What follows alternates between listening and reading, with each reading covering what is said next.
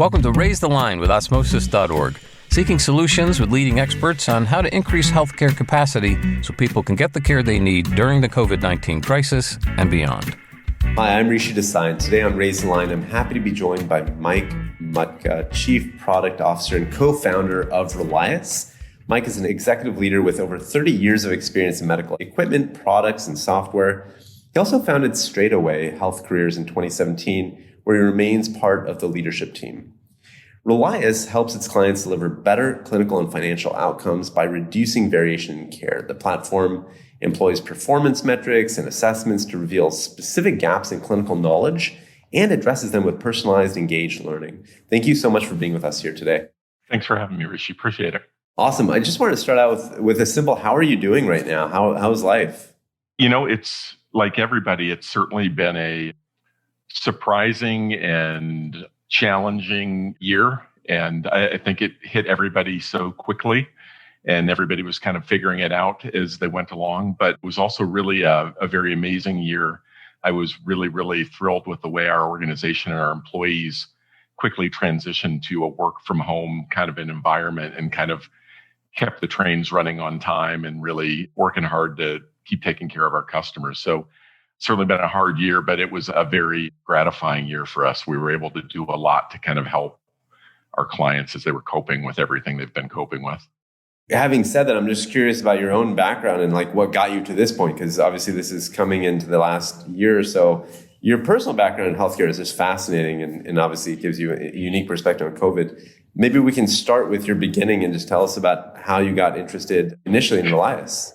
It's funny because I've been for 30 years doing things in sales, marketing, product management with medical products, especially in senior care. But in 2005, for a variety of family reasons, I was relocating to the Raleigh area.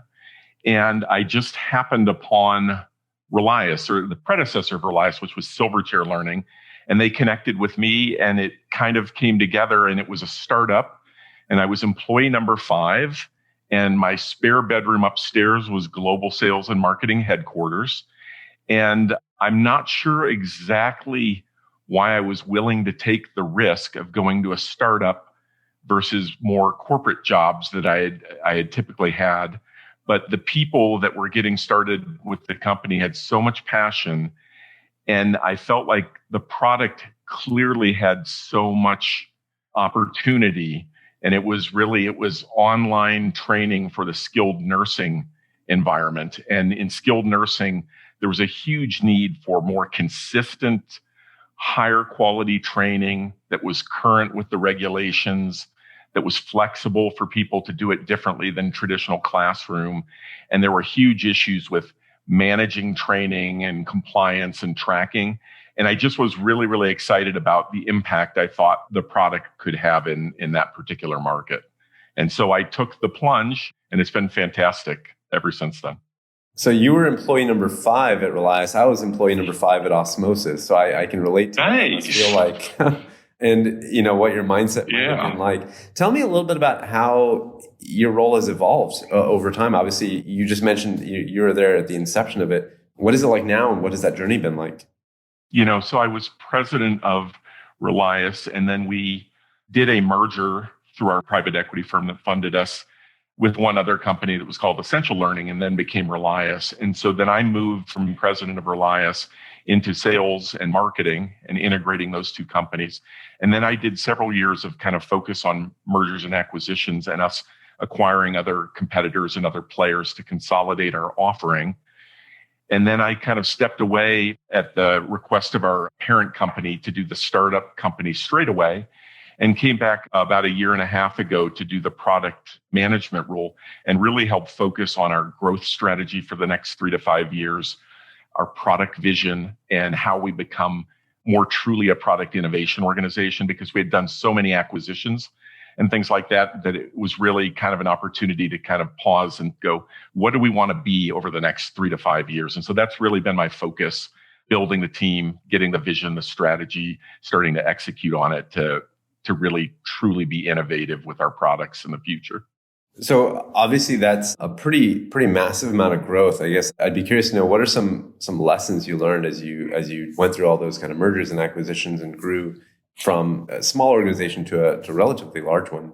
Yeah, when we first came together as Relias for the first time in 2012, we were about 130 employees or so. And since then, we went 2x in growth over the first 2 years and then 3x over the next 3 years. And also both at a rapid rate for organic growth and acquisitions. And so we knew that the company would literally probably kind of implode if we didn't have a good plan in place for how we were going to scale the business, the culture, and everything. So I feel like, there were kind of three general areas that we really, really focused on to make sure that we held it together. And one was we did a lot of planning around culture building and not just, defining our values and communicating them, but also thinking about how that would impact how we recruited and selected people, how we onboarded them, and how we supported them over time. So we really, really were very intentional in setting up people and infrastructure to make sure that was going to be consistent with our culture. And then from our team standpoint, we really tried to recruit people that were very mission driven. And I did a survey maybe about a year ago, and about 90% of our employees, our mission as a company was really, really important to them in their role and in what they were doing. And we really focused on people that are kind of client obsessed. We actually started tracking how many lives we think were in some way impacted by what our product does. We really focused on that team. And then the last thing was really getting our product vision, kind of in place and, where we want to go with the product over the next few years, because there's just been so much technology with AI and with new forms of learning and everything. So thinking about those things. And so those were critical factors. And then the other was we had a really, really great parent company. Our parent company is Bertelsmann. It's a 180-year-old, closely held, family-owned company. And the beautiful thing is, as opposed to kind of more of a private equity, where at times you're really thinking in months and quarters, they really think in decades. And so they really have an incredible long-term perspective and a strategic patience and a willingness to invest for the long term. And lots of people talk about that, but they really walk that talk. So those have been the things that have really been critical to keeping us from going off the rails as we've been growing as fast as we have. That's fascinating, especially that long-term view. I honestly have not heard that. The idea of kind of planning for decades is remarkable, and especially the pace at which things go now. I love to be a fly on the wall in these meetings just to think about how you talk about decades ahead, because it sometimes feels like it's just one foot in front of the other for a lot of people. My next question is about culture, because you just talked about how you have this wonderful culture internally. And of course, your company is extending out to clients and training people. And how do you get that culture within Relias out to the greater community of people that you touch?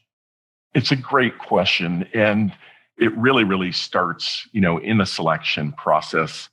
We would do quite a lot of techniques and testing and screening and other things to look for people that show real evidence of not just telling people you care, but showing that you care. So looking for evidence of that, because really, by the time you're 21 years old or so, you kind of either care or you don't about other people.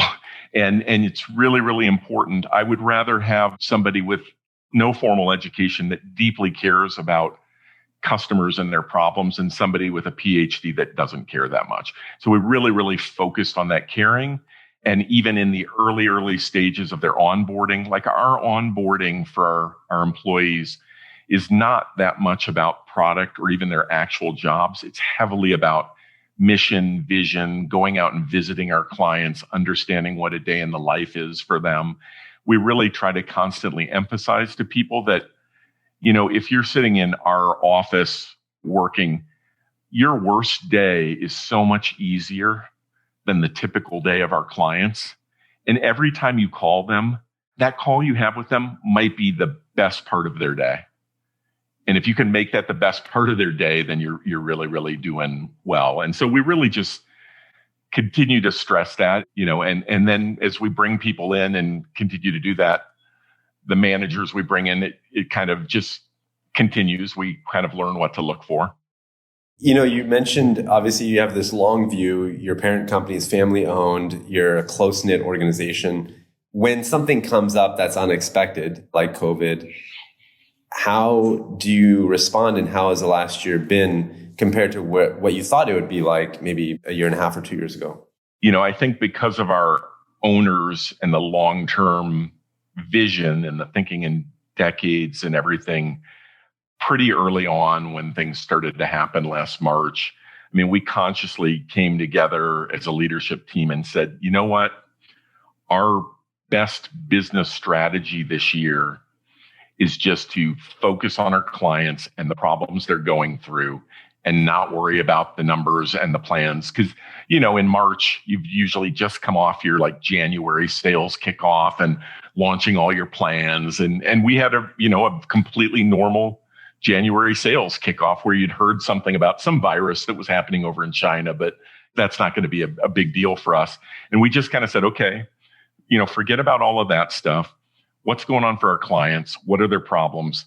How do we help them, whether it's product, service, structuring things differently? And the bottom line is that this is one of those once in a long time events where people will remember who was there for them when they were in crisis for a long, long time.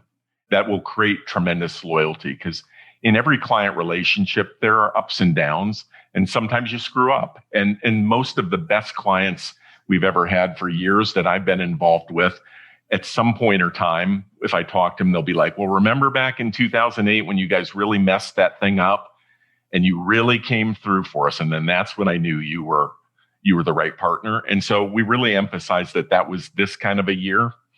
And so as a result, we've been fine. We're actually investing more heavily at the end of last year and this year in our product and growth. So, I'm curious, you have such a perspective because you work with so many partners. And so you've seen a wide variety of responses probably. What do you think COVID has revealed about the healthcare system broadly? And what steps do you think could be done to strengthen the healthcare system now that you've seen it play out? Golly, I think we could probably spend most of the afternoon on the policy and the infrastructure and, healthcare as a system and the design and all of that kind of stuff, and probably still just scratch the surface. But when I think about it, some things that we really saw that were relevant for us, I had seen kind of before, but were really accelerated by COVID, was that I really believe that in healthcare, rapid sharing of best practice is more important than ever, and having flexibility and agility. And it's really the time between when you have a problem and you identify a best practice and you turn it into common practice everywhere. And I saw some data once upon a time a few years ago that from the time when some first best practices are identified to when they become common everywhere is many, many years in healthcare, very typically. And so I think a lot about what role we can play in helping people accelerate learning and becoming a learning organization, an agile learning organization. And so for us, it's about, helping people learn and connect and share with technology. And I think we've seen this year that companies that were more comfortable doing that and that were more tech enabled pivoted better. If they were more comfortable doing telehealth, I think I saw that telehealth consumption by healthcare consumers went from 11% in 2019 to 46% last year. And think how long it took to get to 11%. And it went to 46 in 1 year. And 75% said, yeah, we like this. We're going to do more of it. So people that are able to pivot and identify places to use technology in situations like that are going to do really, really well. And they're going to win. So I think we saw that. And then the other thing, I think just with the system in general, on a personal level, I have doctors, RNs, social workers, mental health professionals, special needs professionals, all in my family. And so, I hear a lot. And I think one thing that's coming out of the last year is the importance of supporting the mental health and wellness of caregivers through really, really hard times, and making sure that with everything they're going through, if you're a nurse, frontline caregiver, you're always feeling safe, supported, and respected. and that ongoing that we provide, support for people that have gone through so much, stress and traumatic kind of experience, holding things together for our country. And so I think the importance of balance and wellness for caregivers is a big lesson. And I think companies, organizations, healthcare providers that do that well will be rewarded by much better retention and be able to get the best people and everything. Because I think people are really understanding how important that is and how much they need to value that. Yeah, there's of course the lesson we learn when we sit in an airplane where they say put your mask on first before you put one on your child. And yeah, I think when I first heard that, I was like, wait, what? How is that possible? Yeah. But in there is the wisdom of, you can't really fill other people's cup if your cup isn't full. And that's exactly right. Yeah, no, it's a good point around kind of caring for caregivers in general. I am curious, your point about teaching is interesting as well. And as a teaching organization, we love to learn, and a lot of the folks that tune into the podcast love to learn. Do you mind sharing anything? It could be from any field, business or healthcare or whatever, or from your personal life, any sort of nugget of knowledge where Mike knows X and maybe Rishi and other listeners don't know it. And after kind of hearing what you have to say, maybe you can share that with us and we would know it too. Well, there's a couple of things, and this may be a blinding flash of the obvious, but our company is in an industry that gets referred to as SaaS, software as a service. And I think we tend to think a lot more about the software piece. That's kind of where everything's at, the incredible software, the killer app, the program, the functionality and everything, but it's software as a service. And so we're a software company, but it's really important to us that we've got tons of clinicians and doctors, nurses, social workers, PTs, therapists, healthcare executives on our team so that we really truly understand our clients better. It doesn't really matter how great your software is if you don't have people that just kind of back to earlier conversation that fundamentally deeply care about solving clients' problems. You can teach so many of those other things, knowledge and other things, but you can't teach people to deeply, fundamentally care about solving a client's problems. So I think that's just such an important thing to build into your culture. You mentioned that you look for people that have that caring kind of nature and maybe an aptitude for caring and empathy and compassion. I am curious, obviously they're going to stay with you for a long time. How do you nurture that? How do you keep them caring? Maybe they cared when they first came, but after 6-7 years, maybe they don't care as much. How do you keep that going? So we try to do a lot of both formal and informal recognition kinds of programs on a monthly, quarterly basis. Also programs that we have that allow people to catch somebody doing something right and reward them, real time with, like Relias points or other things like that. So we really try to create a culture like that that's set up where people get recognized for doing that. We do a monthly all hands presentation too, and a regular staple of that is as often as possible to have one of our clients in that monthly all hands to just come and talk and go, here's the problem we were having, and here's how your product helps, and here's how it was meaningful to us. And so we try to make sure we're doing that too, because it's about understanding what's going on for the clients, but then making sure that people see the connection about what they do every day and how it does ultimately make a difference. Because we know, like I said, 90% of our people are super mission driven. So if we can then do a good job of recognizing and appreciating them for that, and also making sure they see the connection between what they do and that mission, then you really can that's more firewood on the fire to keep things going. That makes a lot of sense. And, what I'd like to close with is advice. You have a very interesting career and you work at a very interesting company and you touch a lot of lives in a very real way. That's very special. And a lot of students and folks listening in, maybe early stage in their career, and wonder how they get to maybe a place that you're at or something that may be of interest for them. What advice do you have for folks kind of as they come out at this point in time in history? Yeah, I think in general for caregivers, I think I would say, most people enter healthcare careers because they feel deeply a drive or a purpose and a desire to care for others. They are caregivers, and that's why they do it. And then it's an extremely demanding profession that can really drain everything out of your tank, on a regular basis. And so I think it's really, really important to never lose sight of the fact that even if you just helped one person or saved one person's life today, it's tremendous. Because I think about it, like one time, like 10 years ago, I was in an emergency situation where somebody was having a health crisis, and I did something that helped save that person's life. One time, 10 years ago. I still remember that today, like it was yesterday, and feel like, wow, they're still walking around because of me. And I think when you're caring every day and stuff, it's just really important not to lose sight of that and what a tremendous gift, even if it was just one person that you gave. And then just going back to what we talked about before of not losing sight of self-care, you have to be a good caregiver to yourself to be able to give your very best to others.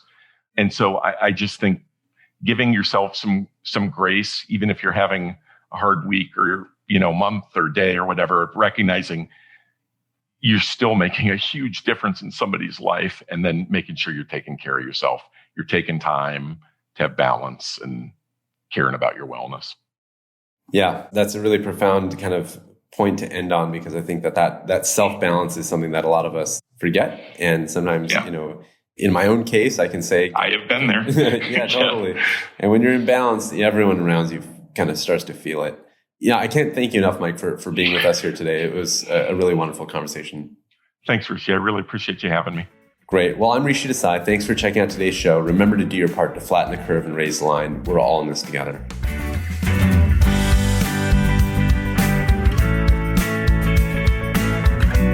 For more information on how you can help raise the line and flatten the curve, go to osmosis.org/COVID-19. If you like this podcast, please share it on your social channels. You can also subscribe to the series and check out all of our podcasts at osmosis.org/raisethelinepodcast.